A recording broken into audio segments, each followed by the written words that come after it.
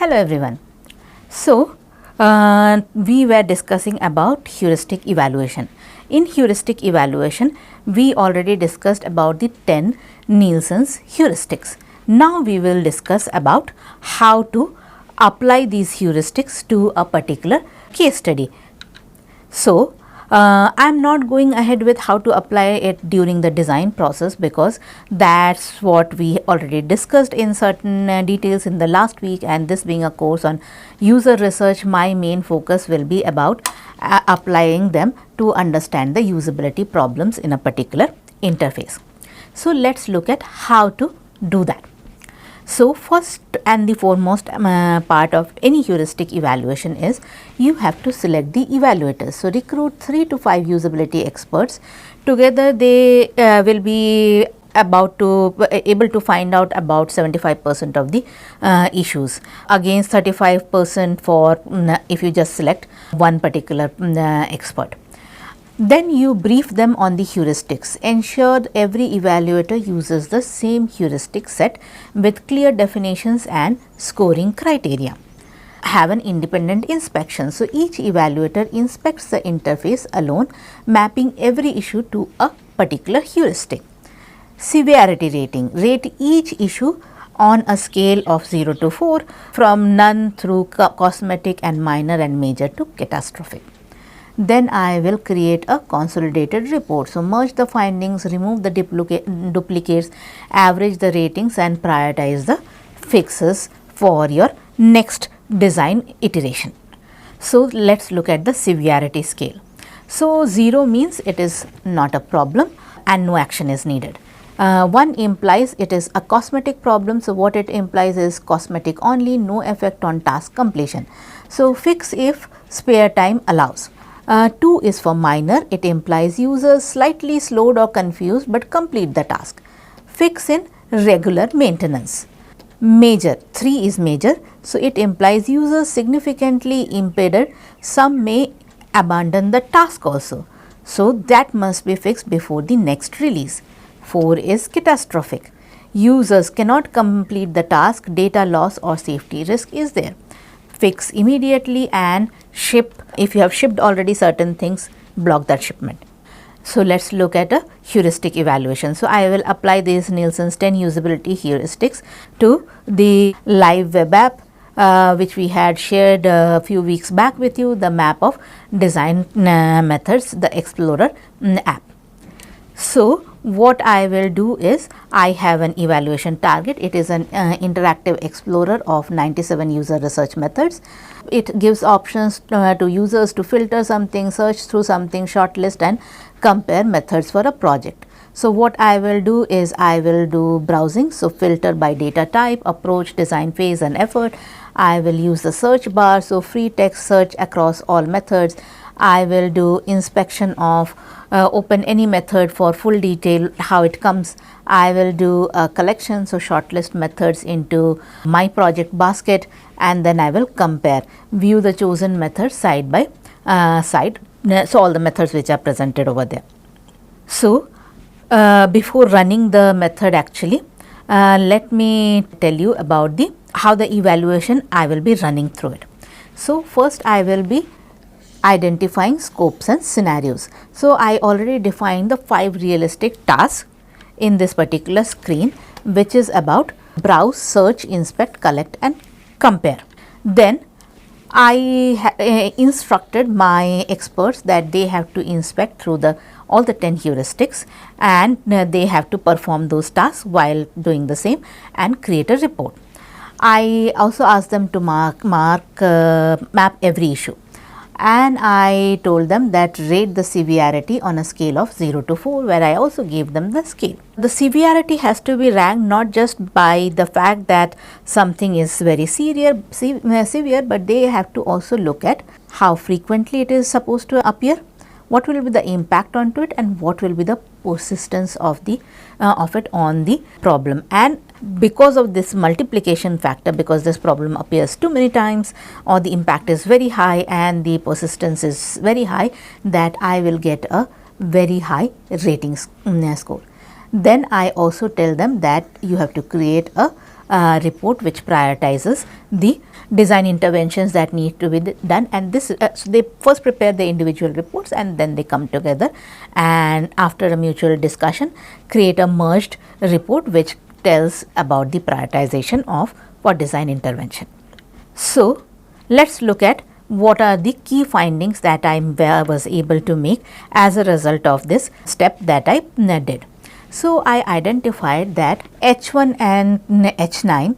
So, there is an empty search or filter result shows a blank area without telling me what the problem is. So, I will add a no result state plus reset action. So, this is how the final report is going to look like, where I put that the highest severity level in my design was at a level of 3, why it violated 2 of the heuristics H1 and H9.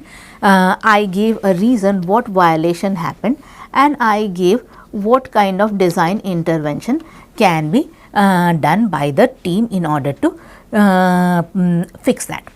Similarly, let us say I saw that for H10 and H13 there is no changes required.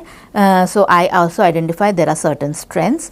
The strength is in rich detail models, clear exits, helpful empty basket prompts. So, I say that please preserve them, do not get rid of them. So, let us now look at the heuristic evaluation report in greater detail. So, if you look at the first one, which we had given a severity rating of 3, that empty search field. So, what the expert observed that when the search field got a particular entry, what it shows over here is 0 of 97 methods found. So, and this area is entirely blank. So, I know that I did commit an error. So, let us say, so here you can see I have put a garbage value. But let us say I would have put over there diary studies and I had a spelling error over there, but I have no way to know that it was a spelling error or because the thing that I put in is not a method. So, it is a very severe problem and users might think that maybe this application is not working because of this particular problem. So, I have flagged it as a severe problem at a level of 3. So, why it matters? Without feedback or recovery path, users assume the app is broken instead of refining their query. So, the recommended fix over here is show a clear no results found, state with a one click way to clear the search or give them some filters or give them certain kind of suggestions what they can do. Maybe if it is a wrong word, so there is a English detector which says the spelling of diary is wrong over there. Now, coming to the next one. So, this particular one is observed at severity level 2. So, the filter panel persists on the project and compare tab where it has no function. So, here you can see I am right now in the project tab. The same thing happens in the explore tab also. So, this particular section has no role to play. Even if I click onto these things, nothing changes over here. So, let us say I selected multiple methods and put them into my project and they are all over here and I try to click over here, nothing changes. So, I might just think maybe all of them are qualitative methods or I put quantitative, so all of them are quantitative methods. So, either I might get a wrong meaning out of it or I might think that the interface, that this web app does not work. So, recommended fix is hide or collapse the filter panel on tabs where it has no function. Now, let us look at say again second severity level 2, H6 is violated. Selected methods repeats under every phase. 3 looks like 6 over there. So, list each method once and tag its phases. So, if you see over here, this is in the my projects tab, I have selected certain kind of methods. So, I have interview selected, I have interview selected. So, this interview is appearing twice. That might make the user feel that something is broken about the interface, or they made some mistake that they might have selected interview as a method twice. However, what is going wrong actually over here in this interface is the methods have been grouped together on the basis of the phase of design that within which you can use them. So, in the first phase of design, which is about planning and scoping, this first two methods are appearing. They also appear in the second phase, which is about exploration, synthesis and design implication.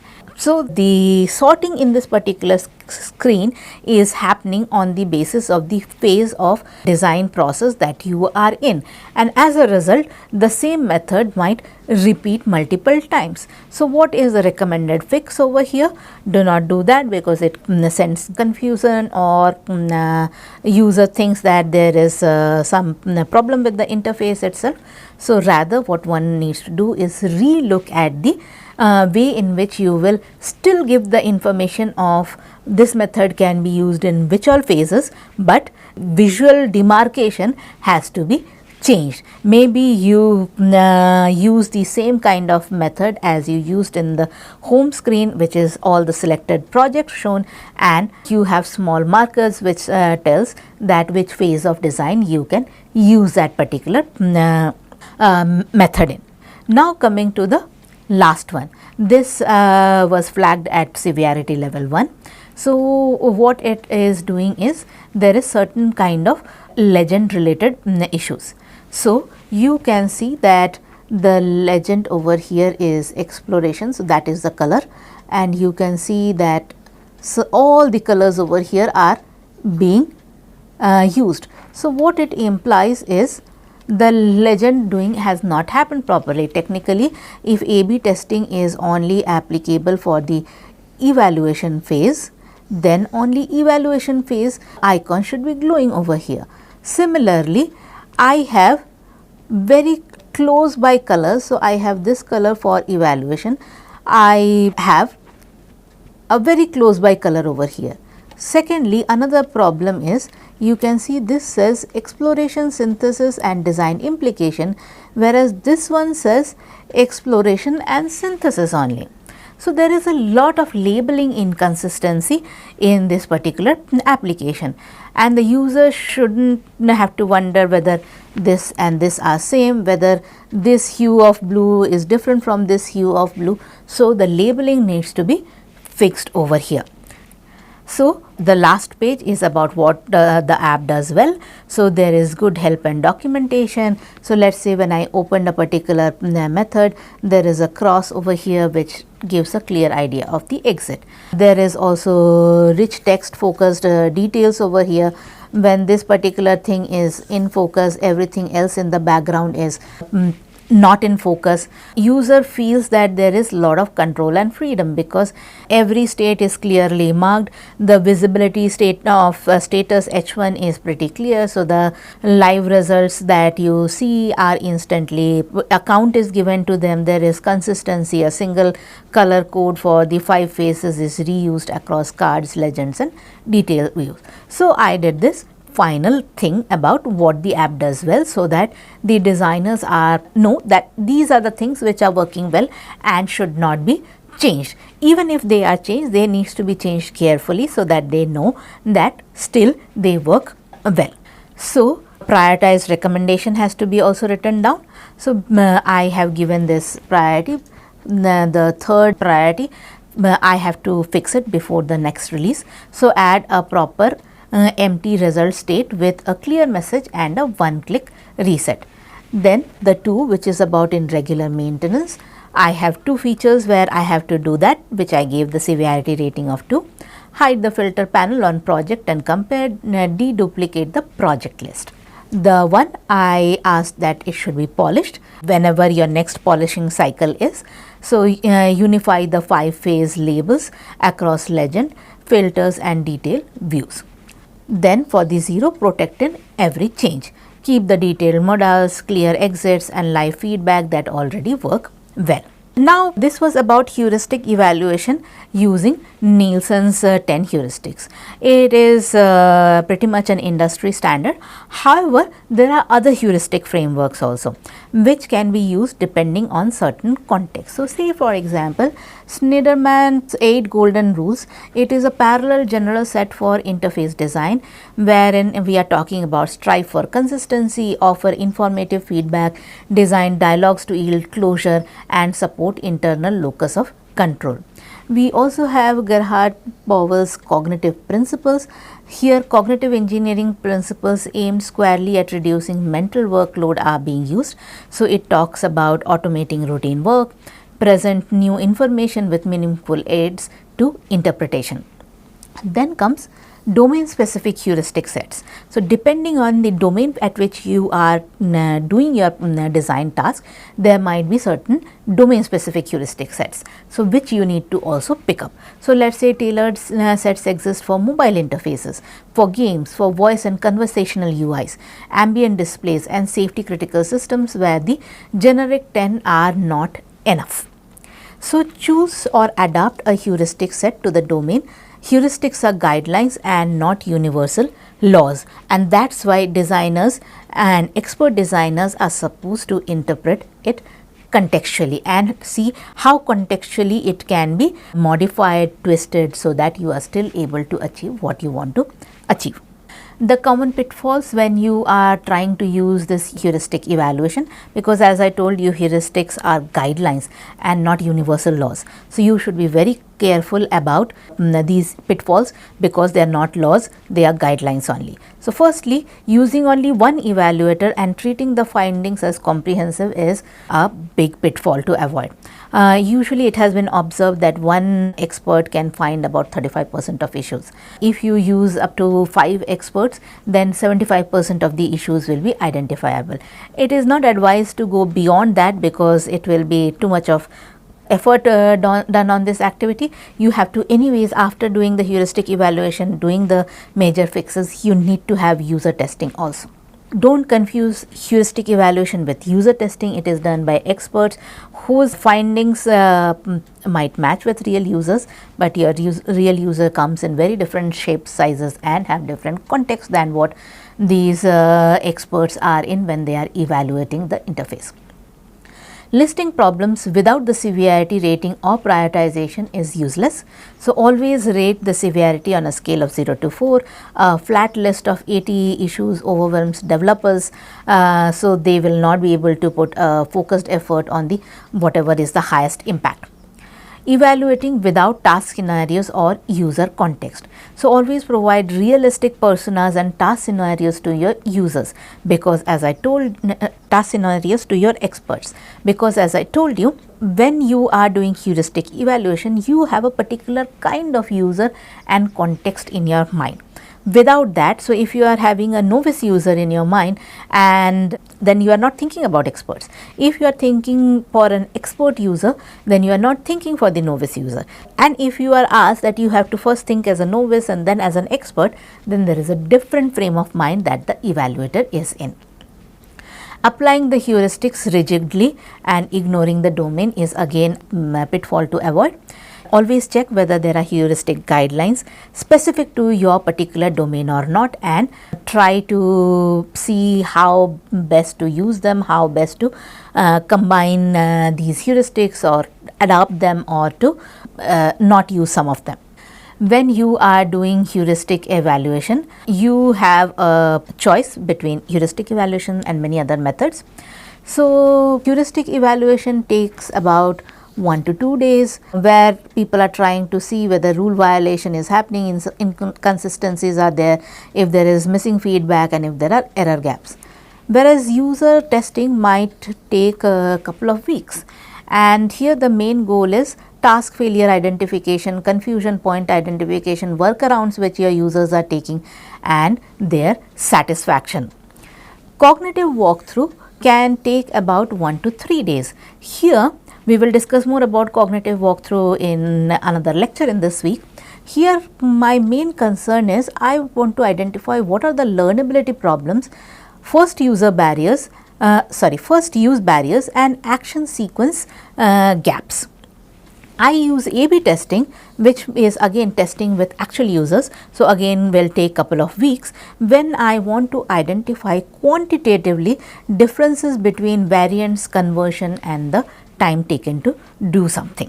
So, you select the method depending on their on your purpose, depending on the time that you have, depending on the resources that you have, depending on the phase of design that you are in, and you keep coming back to it. You can also combine a couple of methods because all of them have their own strengths. So, always remember, heuristic evaluation is the most popular of the usability inspection methods, and it is a good idea to learn the skill of doing it. It also improves your design capability. The key takeaways from this lecture are heuristic evaluation is always done by experts and not users. Use structured heuristics for doing this. The strength is in numbers, so try to have 3 to 5 evaluators, expert evaluators, and treat it as a complementary test. Always complement it with other kinds of user research methods also. Here are some of the references for you to go through, and I will see you next in Think Aloud protocol. See you then.